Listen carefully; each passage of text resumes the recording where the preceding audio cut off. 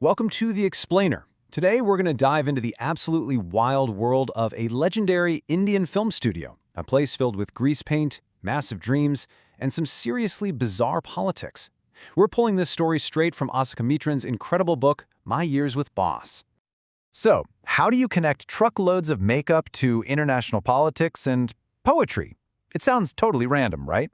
Well, the answer lies in one of India's most important film studios ever, the legendary Gemini Studios.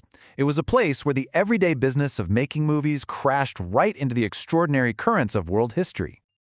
All right, so let's set the scene. Our story kicks off at Gemini Studios, founded back in 1940 in Chennai. And our very first stop is the makeup room, a place with a pretty strange history of its own. So get this, the makeup room itself was supposedly housed in Robert Clive's old stables. Yeah, that Robert Clive. But forget any kind of historical grandeur. Inside, it was just chaos.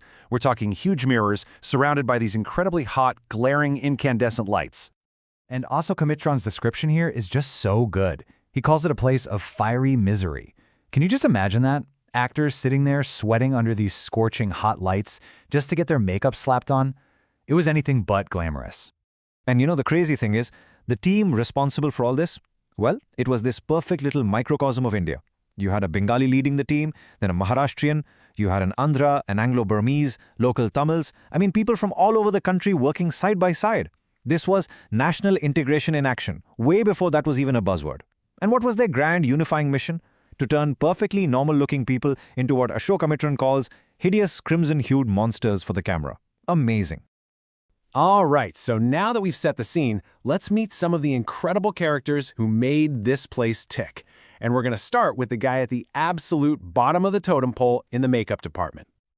He was called the office boy, but don't let the name fool you. This was a man in his 40s, a bit of a poet himself, who'd walked into the studio dreaming of being a big star, a famous writer, maybe a director. And where did he end up? His job was literally to mix makeup in a giant vats and slap it on the faces of the crowd extras. Talk about a classic case of frustrated ambition. And all that frustration, it had to go somewhere.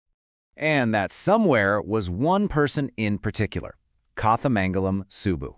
In the office boy's mind, Subbu was the reason for all his problems, for all his failures. It was this epic, one-sided battle between his own unrecognized genius and Subbu's runaway success. So who was this Subbu, really? Well, he was the official number 2 at the studio. But he was so much more. This guy was a true genius. He was always cheerful, completely loyal to the boss, and he was a creative machine. You had a problem, Subbu would come up with like 10 different ways to solve it, just like that. But that's not all. He was also a respected poet, a novelist, a fantastic actor, and on top of everything, he was known for being incredibly generous. The man was, simply put, indispensable. And then there was the lawyer. This guy was a total fish out of water. While everyone else is walking around in traditional khadi, he's in a full suit and tie. He was this island of cold logic in an ocean of artists and dreamers. And there's this one legendary story about him. Apparently an actress was having a full-blown meltdown on set one day. The lawyer?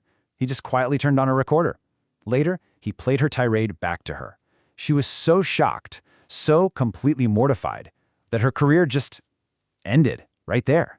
Wow. Okay, so the studio wasn't just about art and drama and backstage gossip. It was also a place where the major political currents of the day showed up in some really, really strange ways. So, you have to understand, most of the people at the studio were followers of Gandhi. They wore khadi, they believed in his ideals, but they had this deep, powerful aversion to communism. For them, a communist wasn't just someone with a different political opinion. They were seen as godless troublemakers, hell-bent on creating chaos. And that strong belief, well, it set the stage for some very interesting visitors. And in 1952, this group called the Moral Rearmament Army, or MRA, shows up in Madras. And guess who welcomed them with open arms? Gemini Studios. The MRA was basically an international anti-communist group, and they put on a couple of plays right there at the studio. Now, the message of the plays was pretty straightforward, but what really blew everyone away was the production quality.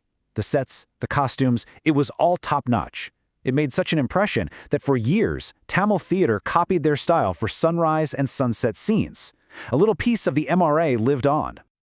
A few months after the MRA packed up and left, another visitor arrived. And if you thought the MRA was strange, this next one was completely baffling. This visit would become a mystery that the studio staff talked about for years. So all anyone knew was that a poet was coming. From England. That's it. So the staff starts guessing, right? Could it be Wordsworth, Tennyson, maybe Keats? They literally had no idea. Then a rumor starts that he's actually an editor. That made a little more sense because the boss was also an editor of a big magazine. But still, nobody really knew who this guy was. So, the Englishman finally arrives, he gets up on stage to give his speech, and it's a complete disaster. His accent was so thick, so foreign, that nobody could understand a single word he was saying. Imagine that. 600 people just sitting there, totally silent, completely bewildered. Asakamatron just nails their confusion with this line. What on earth is an English poet doing in a film studio that makes Tamil films for the simplest sort of people? It just made no sense. The whole thing lasted about an hour. The poet left, looking just as confused as his audience. That visit basically became a legend at Gemini Studios, this unexplained mystery that nobody could ever figure out. So how was this mystery finally solved? Well, it wasn't through some big reveal or official announcement. Nope, the answer came to Asakamatron years and years later through a series of pure, random coincidences. Okay, so here's the first domino to fall. Asakamatron sees an ad for a short story contest. It's in a British magazine he's never heard of called The Encounter. So, just out of curiosity, he heads over to the British Council Library to check it out. He picks up a copy of the magazine, looks at the cover, and reads the editor's name, Stephen Spender. And just like that, a bell goes off in his head. That was the guy. That was the poet who made that bizarre trip to Gemini all those years ago. So, okay, now he has a name, but he still has no idea why he was there. The final piece of this crazy puzzle wouldn't fall into place for years. By this point, Asakamatron had left Gemini Studios, and they had a lot more time than money. And one day he's walking down the street and sees a pile of brand new books being sold on the footpath for next to nothing, just 50 pesos each. So he buys one. The book is called The God That Failed. Now, this was a really famous book at the time. It was a collection of essays from 6 major writers, and each essay was about their own personal journey into communism and their eventual bitter return from it. And there it was, one of the 6 writers who contributed to this anti-communist book was, you guessed it, Stephen Spender. Suddenly it all clicked. The dark chamber of Asakamatron's mind, as he puts it, was lit up. The boss of Gemini Studios, Mr. Vassan, couldn't have cared less about Spender's poetry. He was interested in Spender, the ex-communist, the guy who wrote for The God That Failed. That whole mysterious visit, it was never about art. It was all about politics. And it just leaves you with this amazing thought, right? The truth behind this huge studio mystery wasn't solved by some brilliant detective work. It was solved because of a cheap book bought off a sidewalk. It's just a fantastic reminder that sometimes the answers to the biggest questions are hiding in the most humble, most unexpected places.